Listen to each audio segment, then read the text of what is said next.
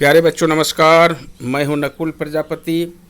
आज पढ़ाने जा रहा हूं एकादश यानी 11th क्लास के हिंदी विषय आरोह भाग 1 के अंतर्गत पाठ प्रेमचंद का जीवन परिचय, जो नमक का दारोगा पाठ से लिया गया है। नमक का दारोगा पाठ का लेखक परिचय प्रेमचंद जी के बारे में हम लोग जानकारी हासिल करेंगे। प्यारे बच्चों, बड़ा सुंदर एक टिप्पणी है। देखिए, साहित्य वह जादू की लकड़ी है जो पशुओं में भी, ईंट पत्थरों में, पेड़ पौधों में भी विश्व की आत्मा का दर्शन करा देती है। जीवन में साहित्य का स्थान पर ये लिया गया है। तो कथा सम्राट, उपन्यास सम्राट और कथा सम्राट के नाम से मशहूर प्रेमचंद जी का जीवन परिचय हम लोग पढ़ने जा रहे हैं।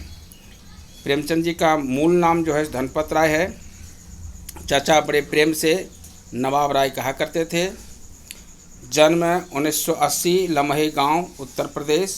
इनकी प्रमुख रचनाएं हैं सेवा सदन, प्रेमाश्रम, रंगभूमि, निर्मला, कायाकल्प, गबन, कर्मभूमि, गोदान। उपन्यास है सोजे वतन, मानसरोवर 8 खंड में, गुप्त धन कहानी संग्रह है, करबला, संग्राम, प्रेम की देवी नाटक है, कुछ विचार, विविध प्रसंग निबंध संग्रह है। मृत्यु 1936 में, जन्म 1980 है, यानी 1880 है। 1880 में जन्म है, लम्हे गांव उत्तर प्रदेश में, और मृत्यु 1936 में है।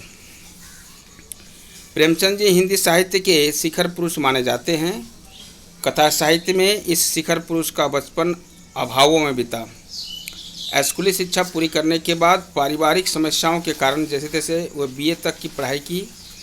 अंग्रेजी विषय में एमए करना चाहते थे, लेकिन जीवन यापन के लिए नौकरी करनी पड़ी। सरकारी नौकरी मिली, लेकिन महात्मा गांधी के असहयोग आंदोलन में सक्रिय होने के कारण त्यागपत्र दे देना पड़ा। अब सबको याद होना चाहिए उस समय के दर में 30 रुपया मासिक पर वो 10 किलोमीटर दूर पैदल चल कर के ट्यूशन पढ़ाया करते थे, और 50 रुपया के मासिक वेतन पर वो जाकर के एक स्कूल में पढ़ाते थे।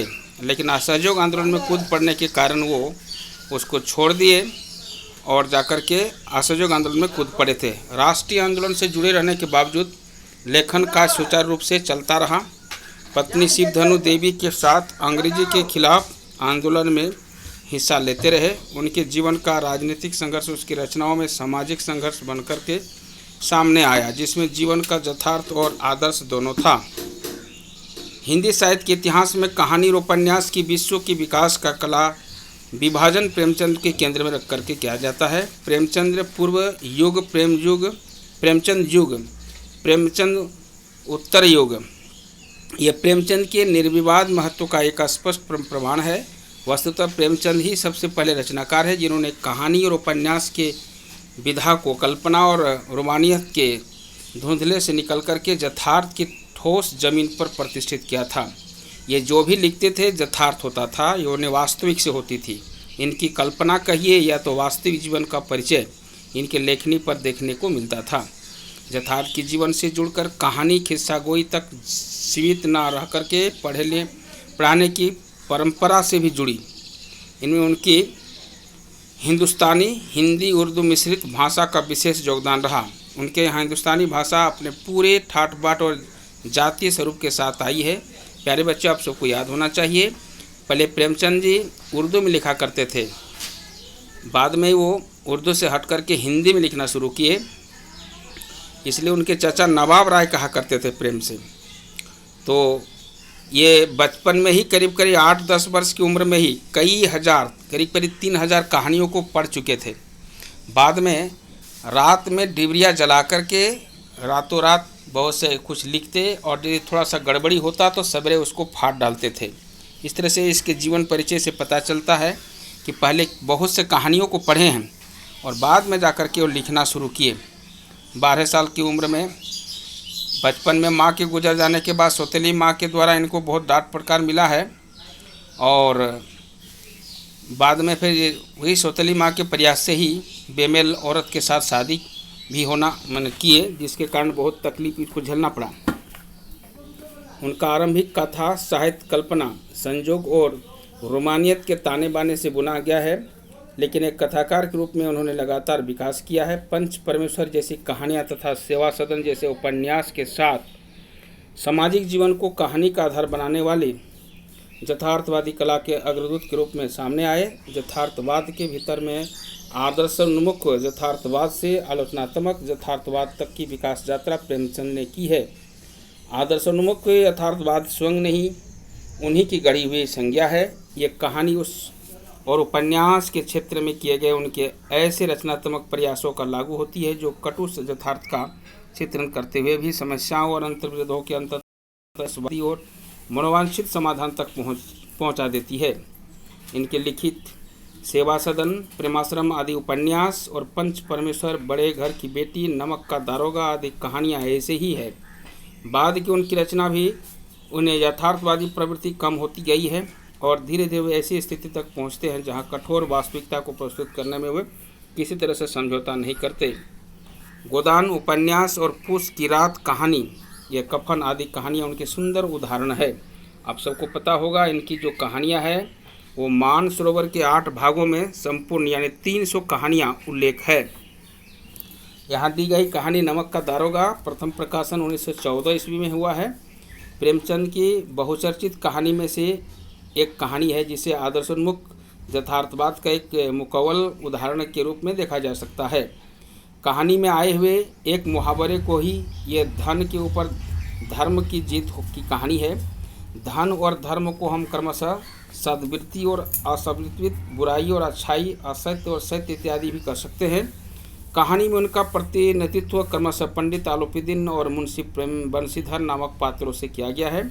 ईमानदार कर्मयोगी मुंशी बंशीधर को खरीदने में असफल रहने के बाद पंडित आलोपीदीन अपने धन की महिमा का उपयोग कर उन्हें नौकरी से मुतवल करा देते हैं, लेकिन अंत सत्य के आगे उनका सिर झुक जाता है। वे सरकारी महकमे में बर्खास्त बंशीधर को बहुत ऊंचे वेतन और भत्ते के साथ अपने सारी जायदाद का अस्थायी मैनेजर नियुक्त करते हैं और गहरे अपराध बोध के भी भरी हुई वाणी में निवेदन करते हैं। परमात्मा से ही प्रार्थना है कि वो आपका सदैव वही नदी के किनारे वाला मेबुरावत उर्दंड किंतु धर्मनिष्ठ बैरोगा बनाए रखे।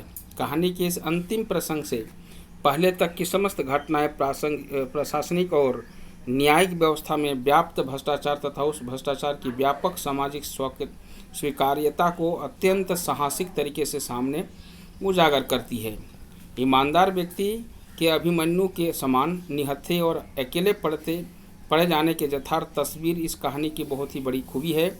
किंतु प्रेमचंद इस संदेश पर कहानी को खत्म नहीं करना चाहते हैं, क्योंकि उस दौर में वे मानते थे यथार्थवाद हमको निराशावादी बना देता है, मानव चरित्र पर से हमारा विश्वास उठ जाता है, हमको चारों तरफ बुराई नज़र आने लगती है। उपन्यास शीर्षक निबंध से, इसलिए कहानी का अंत सत्य की जीत के साथ होता है।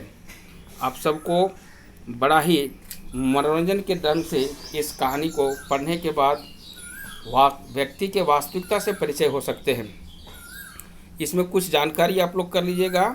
इनकी जो प्रसिद्ध कहानियां हैं जिसमें नमक के दारोगा, पंच परमेश्वर, पूस की रात, कफन, ये सब उनके प्रसिद्ध कहानियां हैं जो करीब क्रमशः 300 से 350 कहानियाँ लिखे हैं और सारे कहानियाँ वो मान सरोवर के 1 से लेकर 8 भागों में संकलित है। और इनके प्रसिद्ध जो है 12 उपन्यास है। जो एक सोजे वतन है वो अंग्रेज सरकार उसको जब्त कर लेती है, क्योंकि उसमें हिंदुस्तान को कूट कूट के भारतीयता, देश प्रेम की भावना को भर के लिखे थे, लेकिन किसी कारण अंग्रेज के हाथ लग गई, वो जब्त हो गया। और अंतिम में जो उपन्यास लिख रहे थे मंगलसूत्र, वो अधूरा उधरे रह गया, क्योंकि जो भी खाते थे अजीर्ण हो गया था, पचता नहीं था, जिसके कारण वो ज़्यादा दिन तक नहीं बच पाए। लेकिन चलते चलते वो कुछ लिख पाए थे, वो अधूरा रह गया था मंगलसूत्र।